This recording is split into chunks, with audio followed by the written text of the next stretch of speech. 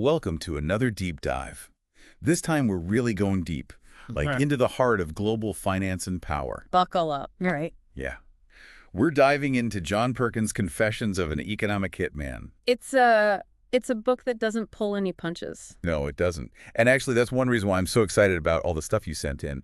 Research articles, really adding a whole other dimension to this deep dive. Absolutely. I mean, Perkins' story is wild enough on its own, but seeing how it connects to like the wider world, that's where it gets really interesting. Totally. So Perkins, right, he starts out as this kind of naive, idealistic economist, fresh out of college, gets recruited by this firm, Maine. And Maine is, well, let's just say, not your average consulting firm. Not at all. This is the world of economic hitmen, the EHMs. Yeah, their job, basically to make these insanely optimistic economic forecasts. Oh, yeah. Talking like crazy growth projections, way beyond what's realistic. Exactly. And they use those projections to justify these massive loans to developing countries. Like, for big infrastructure projects. Sounds good on the surface, right? Helping these countries grow their economies. Yeah, but the reality is way more. It's more complex than that. Oh, way more. Because those projects, they often end up mainly benefiting U.S. corporations. Yeah, the countries. Saddled with huge debts they can't repay. And often, the people themselves don't actually see much improvement in their lives. Yeah, and Perkins really lays this out in his book, like with his first big project in Indonesia. He was supposed to, I don't know, predict Indonesia's energy needs for the next 25 years or something. Huge undertaking. Right, basically rubber stamping this huge electrification project. And this is where we see the moral struggle start to kick in for Perkins. Big time. His boss at Maine, this guy Howard Parker, was, old school. When it came to load forecasting, he's like, buy the book. Wouldn't cook the numbers no matter what. Even warned Perkins, like straight up, not to sell his soul to the devil. Wow. Talk about a clash of, I don't know, ideals. Oh, yeah. Like this huge pressure cooker, you've got these powerful forces at play, and then you've got this guy, Perkins, trying to figure out what's right, what's wrong. And the thing is, he sees the effects, like firsthand, the strain these projects put on communities, the environmental damage. Right. And meanwhile, he's living this kind of surreal life, jetting around the world, staying in fancy hotels, meeting with all these powerful people. And I mean, talk about internal conflict, right? Big time. It really makes you think, like, where do you draw the line when you're caught up in a system like that? Exactly. And it's not just him struggling with this. Perkins starts to see that the people in these countries, they're not fooled. They know what's going on. Oh, yeah. They see right through it. Like there's this, it's almost funny, but also really insightful. Perkins goes to this traditional Indonesian puppet show. Sounds harmless enough. Right. But it's actually this like biting critique of the World Bank and U.S. influence, all veiled, in symbolism and metaphor. But the message is totally clear. Like, we see you. It's a great example of how resistance can take so many forms, Sometimes it's not about shouting in the streets. It's about art, storytelling, finding ways to challenge power when speaking out directly is dangerous. Yeah.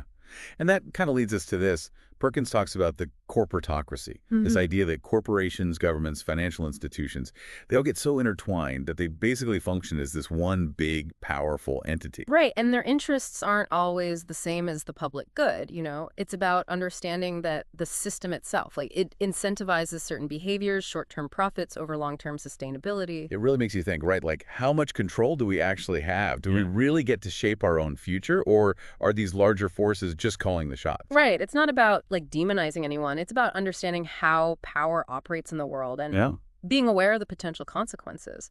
Yeah. And those consequences, they become really clear when Perkins' journey takes him to Panama, this country with, a very complicated history with the U.S., especially when it comes to the Panama Canal. Absolutely. And in Panama, he meets this leader, Omar Torrijos, a guy who really embodies that struggle against the system. Yeah, Teresa, he was incredibly charismatic, but also like deeply determined to assert Panama's sovereignty. He knew the game that was being played, and he was willing to stand up to the U.S., even knowing the risks involved. And those risks, they become tragically real. Yeah, in 1981, Torrijos dies in a plane crash. And a lot of people, Perkins included, believe it was no accident. It's like, it makes you ask, how far will those in power go to protect their interests? Exactly. And Perkins, he draws this really interesting parallel between Torrijos' fate and his own internal struggle.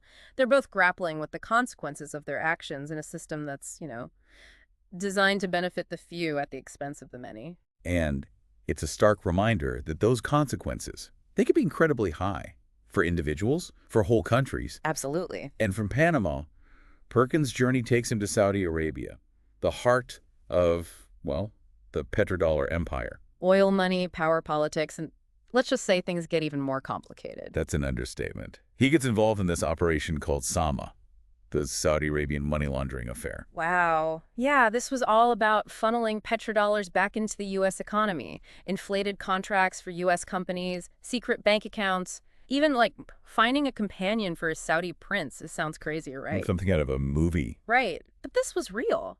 And it had this huge impact on global finance and geopolitics. I mean, even today, it makes you think about the U.S.-Saudi relationship, its influence on global energy markets. It's like these events, they have these ripple effects that are still being felt today. And as we move on to the next chapter of Perkins' story, we'll see how those ripples turn into waves. Get ready, because things are about to get even more intense. So we're seeing how these global systems, they can really, I don't know, warp things. Even for someone like Perkins, who started out with, I think, good intentions. Yeah, it's easy to get caught up in the game, and the stakes just keep getting higher. Right. And Perkins' next assignment takes him back to Panama. He's supposed to come up with a plan to justify, like, billions of dollars in loans. Classic EHM playbook. Saddle the country with debt, maintain control. Exactly. But this time, something's different for Perkins. He's actually starting to, like, connect with Panama, with the people. That human connection can really change things, can't it? Yeah, totally. He meets this local guide, Fidel, and Fidel's ancestors, they actually fought for Panama's independence from Spain way back. Wow, so he's got this deep connection to the land, to the history. Oh, absolutely. And Perkins, he finds himself, like, drawn to Fidel's perspective. They talk about these figures they both admire, like Thomas Paine, Simon Bolivar, these revolutionaries who fought for, freedom and self-determination. Yeah. A stark contrast to the kind of corporate interests Perkins is serving. Right, and Fidel doesn't sugarcoat things. He takes Perkins on this tour of Panama City, shows him the stark economic disparities, like you've got these gleaming skyscrapers, these affluent neighborhoods, and then just a stone's throw away, you've got these impoverished slums. It's like a physical manifestation of the inequality the system creates. Exactly, and it's all happening right there in the shadow of the Panama Canal, this symbol of, global trade, international power. Yeah, a reminder of who really benefits from these systems. It's a wake-up call for Perkins, for sure. It makes you think about how easy it is to, like, get lost in the abstract world of finance, the numbers, the projections, and forget about the real-world consequences. Absolutely. And those consequences, they're often borne by the people who can least afford it. And that realization, it stays with Perkins as he moves on to his next assignment, Iran. Iran under the Shah, that was a whole different ballgame. Oh, yeah. I mean, they had oil money, right? Yeah. But they also had all this social unrest, resentment towards the Shah's rule. Right. His close ties to the West, it was a powder keg. Totally. And for the EHMs, it presented this, like, unique challenge. The goal wasn't necessarily to, like, create debt. It was more about using these development projects to, strengthen the Shah's position, maintain Western influence. Prop him up, basically. Exactly. And Perkins, he gets involved in planning these huge energy projects. But again, he starts to see the cracks. Like what kind of cracks? Well, he meets this Iranian engineer, Yamin. And Yamin, he's totally opposed to this project that's supposed to, like, transform these vast deserts into these lush gardens. Sounds pretty ambitious. Oh, yeah. Like something out of science fiction. But Yamin, he sees it as this, like, Western imposition, a threat to Iran's cultural heritage, to the delicate balance of the ecosystem. He's raising some really important questions, like who gets to define progress? Whose values are being prioritized? Exactly. And it's not just Yamin. Perkins meets this former advisor to the Shah, this guy who was once, like, super powerful, but now he's totally disillusioned. What made him change his tune? Well, he talks about how the Shah's pursuit of, this Western-style development has alienated his own people. Like, it's created this huge disconnect between the ruling elite and everyone else. It's like that puppet show in Indonesia, right? Resistance bubbling under the surface. Exactly. And all these encounters, they really start to chip away at Perkins's faith in the system he represents. He's realizing that economic progress, at least as defined by the corporatocracy, it often comes at a really steep price. And who pays that price? The people, their culture, their environment. And for Perkins, it becomes even more personal when he reconnects with this old friend from college, Farhad. How Oh, how does that play out? Well, Farhad's father, he was a high-ranking official in the Shah's government, and he paints this, like, really grim picture of life in Iran. He talks about how Ayatollah Khomeini is gaining popularity. The guy who would eventually lead the Islamic Revolution. Right, and he's calling for the Shah's overthrow, the establishment of an Islamic state.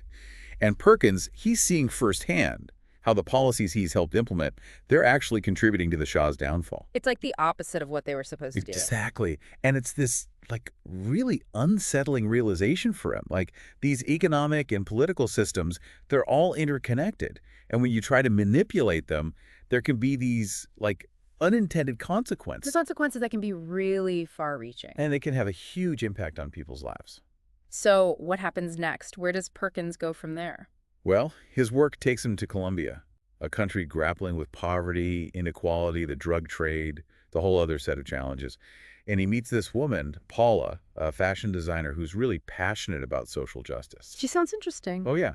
She introduces him to the plight of indigenous communities who are being displaced by these massive development projects. It's like the same pattern repeating itself, just in a different context. Right. And she also introduces him to this world of leftist guerrillas who are fighting against the government. Wow. So now he's seeing the situation from multiple angles. Exactly. And it forces him to confront the limitations of his own worldview. He's realizing that there are no easy answers, no simple solutions. And on top of all this, his personal life is falling apart, his marriage collapses, and he's just, like, questioning everything. Sounds like he's hitting rock bottom. He is. But sometimes you have to hit rock bottom to find a way to climb back up. And that's what we'll explore in the final part of this deep dive. So Perkins, right, he's at this point where he's got to make a choice. Stay silent, keep benefiting from this corrupt system, or speak out, risk everything. Yeah. And I think a lot of us can relate to that in some way, right? Maybe not on such a global scale, but Yeah. those moments where you have to decide what you're willing to stand up for, what's important to you. Absolutely. And for Perkins, it's not like he just suddenly becomes this fearless whistleblower. He's still, like, wrestling with his fears, trying to justify his actions. Oh, yeah. It's a process, right? Totally. And I think it's interesting how his personal life kind of mirrors that struggle. Like, his marriage falls apart. It's almost like this parallel to the broken systems he's been a part of. Yeah, I see that. Like, he's trying to make a clean break in his personal life, but he's still caught up in this web of, I don't know, corporate intrigue. Right. And it's not easy to escape, is it? Like, Yeah. he leaves Maine, tries to start his own energy company, but it seems like those same patterns keep popping up. What do you mean? Well, he gets this offer from Stone & Webster, this huge engineering firm, and they don't really want him for his, expertise. They want his connections, his insider knowledge of how to play the game. So he's valuable to them because of what he knows about manipulating the system. Exactly. And it just shows how, like, deeply ingrained this whole thing is. It's not just limited to these, shadowy organizations like Maine. It's woven into the fabric of these multinational corporations. It really makes you think, doesn't it? Like, how much has actually changed since Perkins' time? Right. And for Perkins, it's this. I don't know, it's a moral dilemma. He needs the money, but he also feels disgusted by the whole thing. Yeah, I get that. Like that feeling of being complicit in something you know is wrong. And then, on top of all that, you have the U.S. invasion of Panama in 1989. Officially, it was about removing General Noriega, who was accused of all this stuff, drug trafficking, money laundering. Right, he was pretty notorious. Oh, yeah. But Perkins, he sees it differently. He believes it was really about Noriega pushing back against U.S. interests. Like, Noriega was willing to negotiate with Japan for a new canal. He opposed the U.S. military presence in Panama. So he was challenging U.S. dominance in the region. Exactly. And for Perkins, it's another example of the U.S., using its power to protect its economic and political interests, regardless of the human cost. He draws parallels to other interventions, like the overthrow of democratically elected leaders in Iran and Guatemala. Wow, so it's like this pattern of the U.S. interfering in other countries' affairs to, like, maintain its global power? Right. And it makes you question the narratives we're often given about these interventions. Are they really about spreading democracy and freedom, or are they about something else entirely? And for Perkins, this is it. This is the breaking point. Yeah, he decides he can't stay silent anymore. He starts writing a book, Conscience of an Economic Hitman, to lay it all out. His experiences, how the system works, everything. Pretty brave move, considering what he's up against. Oh, yeah. And people warn him about the risks. Like, he Yeah. could lose his career, damage his relationships, even put his safety in jeopardy. Yeah, those are real concerns. Whistleblowers often face serious consequences for speaking out. Absolutely. But for Perkins, it's like he's driven by this sense of responsibility. He's seen what these policies do to people, to the environment. He feels like he has to expose the truth. Like he owes it to the people who've been harmed by the system. Right.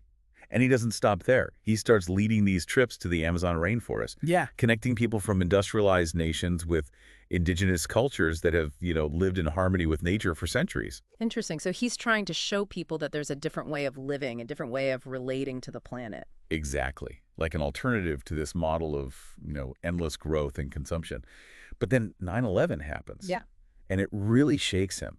He sees this direct link between the rise of terrorism and the policies he helped implement. It's like everything comes full circle. It does. He realizes that this whole global empire built on debt, exploitation, military might, it's not sustainable. And he leaves us with this really profound question.